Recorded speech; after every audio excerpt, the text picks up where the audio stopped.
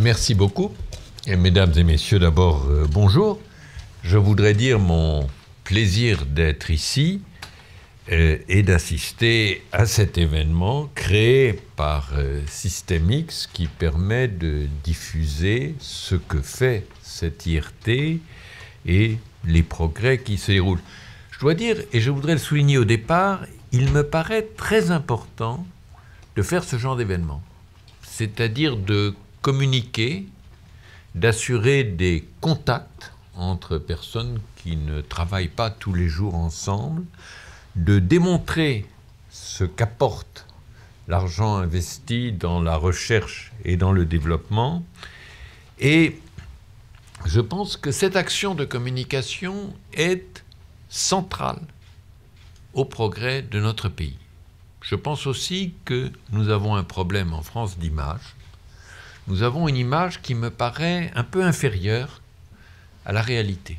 Je pense que nous sommes un pays de progrès, un pays de dynamisme, et que nous devons le démontrer de façon constante. Ce privilège d'assister à cet événement est bien sûr lié au fait que je suis commissaire général à l'investissement. Alors je n'ai pas de compétences scientifiques, donc je ne parlerai pas du numérique et je ne parlerai pas des fonds des choses. D'abord parce que derrière moi parleront Gérard Berry et Patrick Godfrey, et que eux sont vraiment compétents dans le domaine scientifique et qu'il n'y a aucune raison que quelqu'un d'incompétent parle longuement d'un sujet dont des gens compétents parleront ensuite. Donc je ne parlerai pas du numérique. Je parlerai en revanche du programme d'investissement d'avenir dont je m'occupe depuis un peu moins d'un an. Et je partirai d'une conversation que j'ai eue hier soir avec quelqu'un qui m'a dit, au fond, l'avantage des États-Unis face à la France, ce n'est pas tellement qu'ils ont un système fiscal favorable, ce n'est pas tellement qu'ils ont des impôts plus faibles, des règles du travail plus flexibles. Leur gros avantage, c'est qu'ils ont MIT et Stanford. Et ce que nous voulons faire ici, à Saclay, c'est d'essayer de faire aussi bien qu'eux.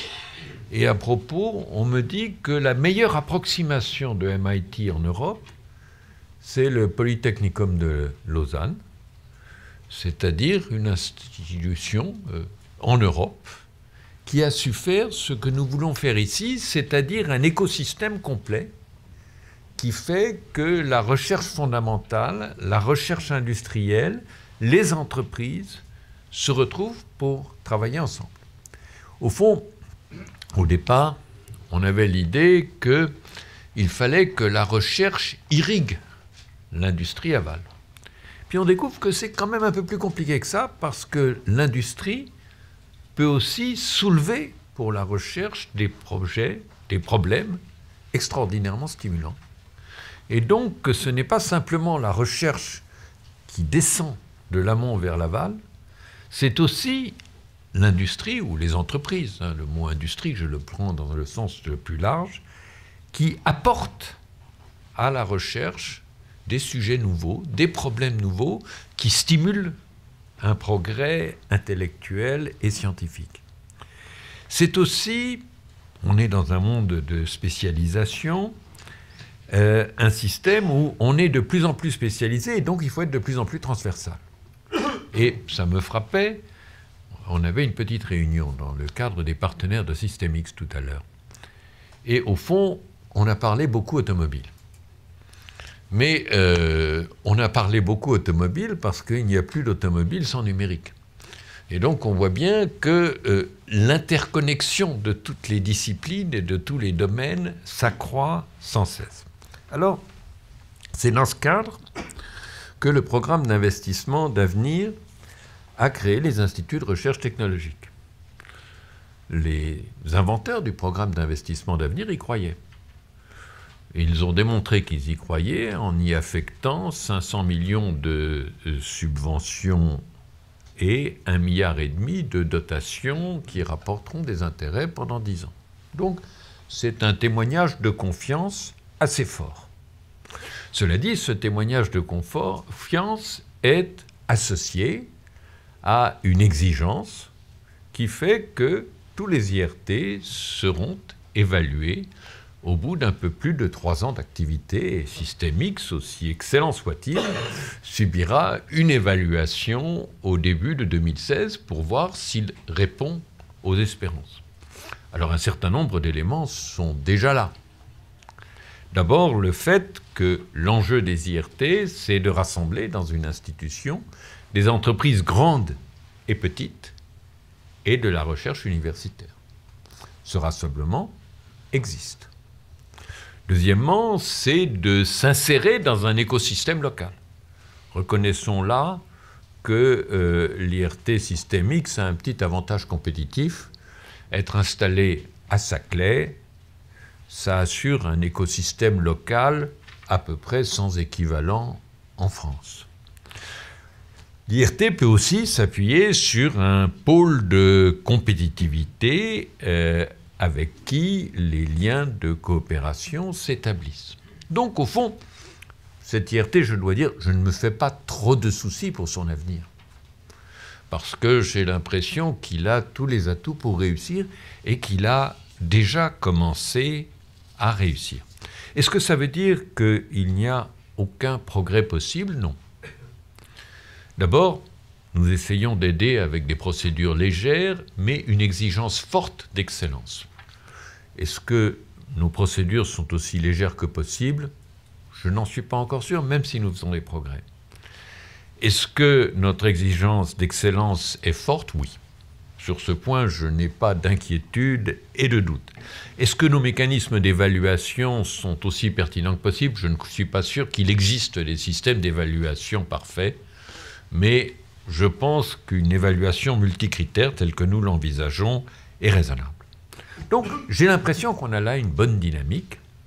Et du coup, la question qui se pose, et que je voudrais évoquer dans les 5 minutes qui me restent, c'est nous avons un PIA1 créé en 2010, en application desquels on a créé un IRT, notamment Système X. Nous avons eu un PIA2 en 2013.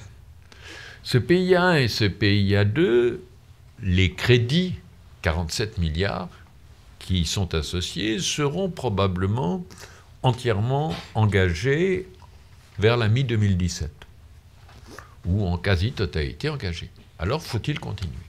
Autrement dit, faut-il faire un PIA3? Mon sentiment, c'est pas un scoop? Oui. Pourquoi cela? D'abord, il faut remonter au rapport d'Alain Juppé et de Michel Rocard, qui sont les pères spirituels des programmes d'investissement d'avenir et qui sont toujours les présidents du comité de surveillance du Commissariat général à l'investissement.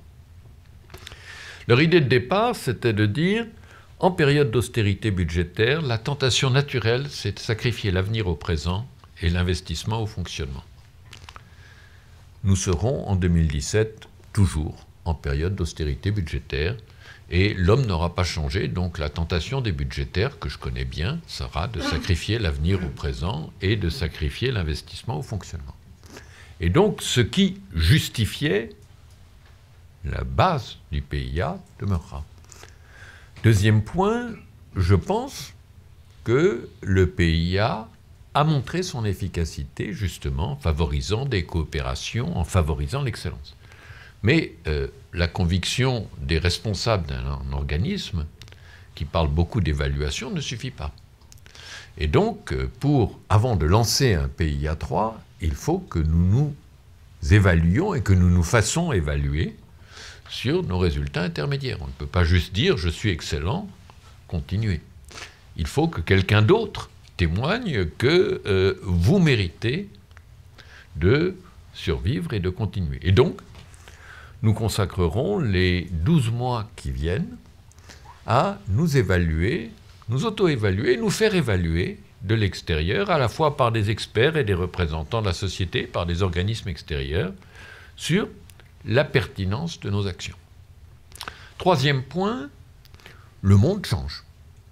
Les principes posés par Alain Juppé et Michel Rocard, c'était en 2009, et d'ailleurs je crois que vous y participiez, sont toujours valide, me semble-t-il. Mais enfin, la science a bougé, la technologie a bougé, les priorités exactes de l'époque, peut-être, doivent être ajustées. Il faut des souplesses, il y a des domaines qui n'étaient pas assez traités, d'autres domaines où peut-être nous marchons un peu sur les pieds.